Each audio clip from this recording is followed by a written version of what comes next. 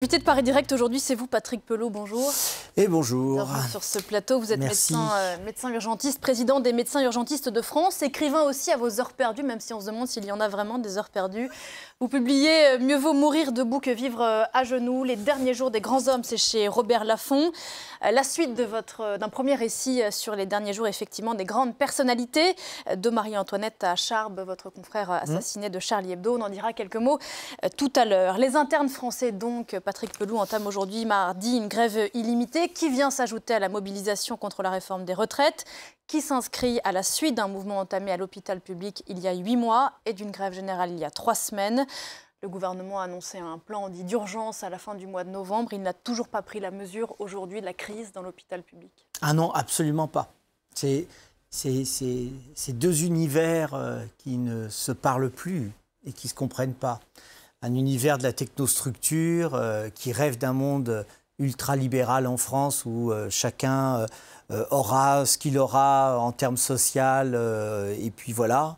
Et puis un monde du terrain, un monde de l'hôpital qui est sur le front, notamment de la crise sociale qu'on traverse en France et qui mesure chaque jour la déliquescence du système de santé. Ce qui fait que là, hier soir, nous avions une réunion avec tous les syndicats et c'est une première. Tout le monde était autour de la table. Les internes, les collectifs interhospitaliers, interurgences, la CFDT, UNSA, la CGT, bref, on était tous. Et on fait tous le même constat. C'est que, d'une part, même s'il y a l'illusion que les plans qui ont été annoncés représentent beaucoup d'argent, en fait, c'est des jeux de dupes. Parce que, notamment, le fameux 1,5 milliard sur 3 ans qui a été donné pour diminuer la dette, en fait, si vous voulez, c'est nous diminuer la pente de notre chute, en fait. Au lieu que la chute soit comme ça, elle sera comme ça. Parce qu'ils nous votent par l'objectif de dépense nationale de l'assurance maladie, ils nous votent de toute façon un budget déficitaire. Donc il y a un vrai ras-le-bol qui se sent au quotidien où d'un coup nous avons des difficultés vraiment aiguës pour travailler. J'en veux juste pour preuve la crise qui vient d'y avoir sur la réanimation pédiatrique, pour réanimer les nouveau-nés, les enfants. Où d'un coup, la semaine dernière, ça a été un cri d'alarme parce que nous commençons l'épidémie de bronchiolite et il n'y a plus de place dans les réanimations. Ce que les internes, Patrick Pelot, voudraient qu'on entende aujourd'hui, c'est qu'ils assurent des missions qui ne sont pas les leurs et travaillent largement plus qu'ils ne le devraient pour des salaires assez faibles. Leur cas est particulier, mais il n'est pas particulier dans l'hôpital. Non, ce n'est pas particulier. Leur cause est juste. Il faut les entendre. Parce qu'en fait, si vous voulez, c'est... l'hôpital forme les internes. Donc, il a la main sur les nouvelles générations et ceux qui vont avoir envie de travailler à l'hôpital. Bon. Si vous les accueillez à l'hôpital en les sous-payant, en les faisant travailler énormément, en leur donnant pas l'encadrement qu'ils souhaitent, en leur donnant des responsabilités aujourd'hui qui ne sont pas censées être. Voilà. Et c'est quelque chose qui est très compliqué et ils en ont assez. Parce qu'en même temps, le coût de la vie a largement augmenté. La rémunération pour les gardes qu'ils font est vraiment, elle est pas juste par rapport au travail qu'ils fournissent. Parce qu'il ne faut pas oublier que ce sont des jeunes qui sont à bac plus 6, bac plus 8, etc. Bon. Donc là, il y a quelque chose qui ne va pas et ça exprime leur ras-le-bol. Et ce qui est intéressant, c'est que c'est la même chose de l'autre côté, de l'autre côté des générations, c'est-à-dire les générations qui ont vieilli. En fait, là, par exemple, la réforme des retraites nous baisse nos retraites de 30%. Bon, donc, si vous voulez, à un moment donné, il y a un côté sacrificiel à travailler à l'hôpital public. Justement, voilà, on se demande, cette nouvelle génération de médecins qui est interne aujourd'hui et qui fait grève, qu'est-ce qu'elle se dit quelle vision elles ont de ce métier? C'est complètement sacrificiel. Faut leur demander. Ça, moi, je ne suis pas bien placé, mais il faut leur demander. Mais c'est intéressant qu'ils rentrent dans le mouvement parce que ça prouve qu'ils ont quand même un intérêt encore pour l'hôpital public et le système de santé et qui ne sont pas dans une espèce d'insouciance à ne pas s'intéresser au collectif. Ça fait 8 mois, Patrick Pelot, que l'hôpital public est en grève ici en France. Alors on dit grève. En réalité, bien sûr, les soins sont assurés. Est-ce que vous en arrivez parfois à vous demander si c'est la bonne méthode? Y en a-t-il une autre? La réponse, elle est non. On ne va pas faire un conflit en laissant mourir les gens. C'est impossible. C'est impossible. Donc, non, ce que je crois, c'est qu'il y a une responsabilité du gouvernement. On n'arrive pas à se parler. Voilà, c'est un pays Ça m'amuse beaucoup de voir le président de la République essayer de faire les négociations avec l'Ukraine et la Russie. Et à côté de ça, dans son propre pays, ils n'arrivent pas à mettre les gens autour de la table pour réfléchir sur les conflits sociaux. Parce que, vous savez, moi je suis autour de la table avec les syndicats et tout le monde a des idées. Hein. Tout le monde n'est pas jusqu'au boutiste ou demandant n'importe quoi. Il y a des revendications qui sont raisonnables et étayées par des arguments. Mais on n'a aucune réunion. Je ne sais pas, qu'est-ce qu'ils ont. Le gouvernement, ils se sentent au-dessus de tout. Nous sommes les esclaves. On doit se taire. Eux, c'est César. Ils font ce qu'ils veulent. C'est assez désagréable, en fait. C'est assez méprisant et impoli, en fait, de percevoir les organisations. Ils pourraient très bien organiser une sorte de Grenelle, tu vois, avec un plan Marshall, quelque chose qui construit quelque chose de nouveau et tout.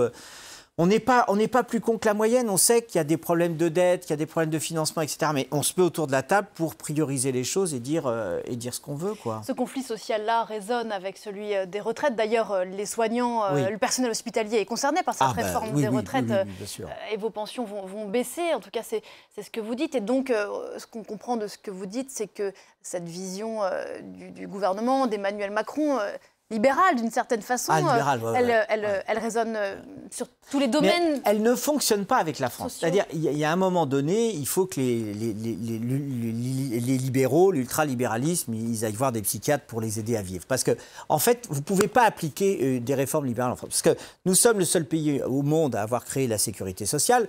Je m'aperçois juste que vous avez des pays au monde, notamment le Rwanda, quand ils se sont construits, la première chose qu'ils ont fait, c'est la sécurité sociale et ça a donné la stabilité dans le pays. Donc d'un coup, le socle social basé sur une sécurité sociale et l'accès à la santé qui devient un droit pour tout un chacun est quelque chose d'important. Vous avez qu'à en parler avec nos compatriotes quand ils vivent dans des pays comme les États-Unis, etc., comme c'est difficile et très cher de se faire soigner. Donc on a cette chance en France d'appliquer une culture libérale et de dire on va casser la sécurité sociale, on va privatiser les hôpitaux, etc. C'est vain, ça ne marchera pas. Les Françaises et les Français n'en veulent pas. Mais d'un coup, nous ce qu'on dit, parce que c'est essentiellement pour les patients et les conditions de travail dans lesquelles on travaille, que d'un coup, les choses ne vont plus. Si vous prenez les inégalités territoriales en France, vous avez des coins où d'un coup, c'est difficile d'avoir accès à la coronarographie qui vous débouche les artères du cœur si vous faites un infarctus. C'est très compliqué de prendre un rendez-vous et d'être suivi en cancérologie, qui est devenue la première cause de mortalité. Vous voyez, c'est tout ça, c'est vraiment du concret, quoi. Ce que vous dites, c'est que demain, si on continue dans ce sens-là, les plus riches continueront à se faire soigner de façon qualitative et les plus pauvres... mais c'est pire que ça. C'est pire que ça. Ça concerne tout le monde ? Ah oui. Mais ça concerne tout le monde parce que là, ce qu'il faut voir, c'est que là, dans leur plan urgence, ils nous ont sorti des infirmières de pratique avancée qui vont faire 2 années de plus et qui pourront faire du soin primaire, c'est-à-dire s'occuper des urgences.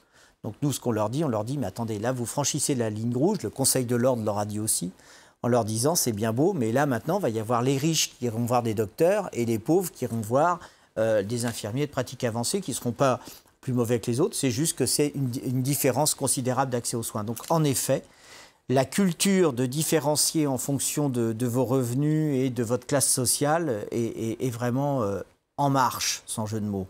Dans une tribune que vous avez signée avec d'autres urgentistes au mois de novembre dans le JDD, vous décrivez la réalité d'un service d'urgence aujourd'hui en France. J'en cite quelques extraits, 8 heures, 35 patients dans le couloir, dont certains depuis plusieurs jours, faute de lit, faute de soignants, des patients entassés dans un brouhaha de souffrance. On est en 2019, on a l'impression de lire du Zola. Ouais, très bien, très bonne référence. C'est ça. C'est-à-dire qu'en fait, on est vraiment dans une crise sociale monstrueuse. On essaye de mettre la poussière sous le tapis, comme on dit, pour dire qu'on ne la voit pas. Mais c'est la réalité. Et les moyens, on a fermé trop de lits d'hospitalisation. L'année dernière, ils ont fermé 4800 lits. 100 000 lits fermés en 20 ans. En 20 ans, 100 000 lits. Et par exemple, on a des paradoxes parce que nous avons un taux de chômage très élevé en France, etc. On n'arrive pas à recruter des infirmières.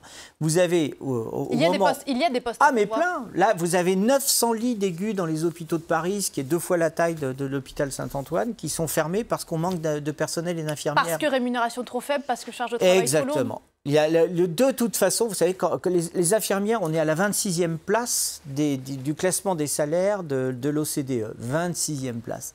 Encore une fois, donc le système tiendra sur la solidarité, sur l'altruisme des soignants. Exactement. Mais d'une certaine façon, les pouvoirs publics peuvent continuer les choses comme ça, puisque ça tient d'une certaine façon avec les risques terribles que ça fait peser sur les équipes de soignants. On connaît le taux de dépression, les taux de suicide. Mais vous avez raison. Mais c'est là où ils se trompent, parce que en fait, les malades, ceux qui viennent aux urgences, près de 22 millions l'année dernière, voient le système s'effriter. Ils y sont attachés. C'est-à-dire que de se dire, finalement, ça tient. Si on reprend l'exemple des attentats du 13 novembre 2015, où le personnel est revenu sans être appelé spontanément. On a rouvert près de 90 blocs opératoires avec tout le personnel, etc., sans appeler personne. Donc vous avez une solidarité, vous avez une conscience professionnelle de tous ces personnels des hôpitaux. Jusqu'à quand Jusqu'à quand? Et puis c'est pas honnête de la part intellectuellement. De la part du gouvernement, pas que celui-là, parce que je pense que c'est une errance depuis les 30 dernières années, de se dire on les laisse, on les sous-paye, et puis on attend, et puis on laisse faire.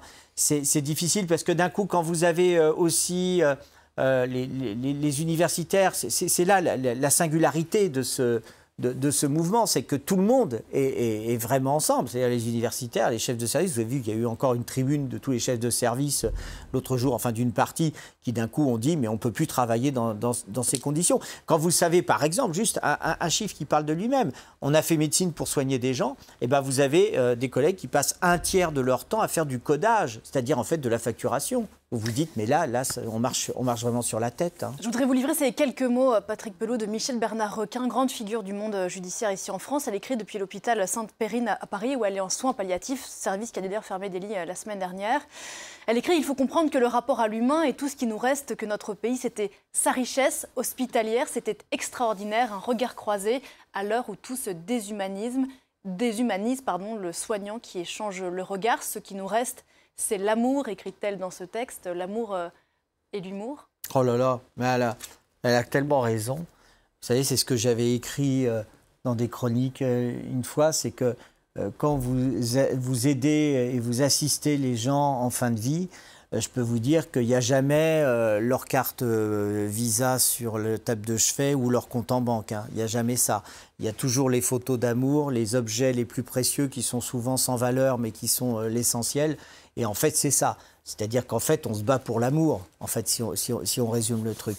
Parce que la santé, c'est vraiment le bien le plus cher et qui est vraiment, si vous voulez, quand d'un coup, il y a cette idée totalement folle du Conseil national de la résistance, alors qu'il y a l'occupation nazie en France, de se dire on va créer avec une sorte d'oxymore la sécurité sociale, et alors que la France, il n'y a plus un rond, il n'y a plus rien, c'est extraordinaire.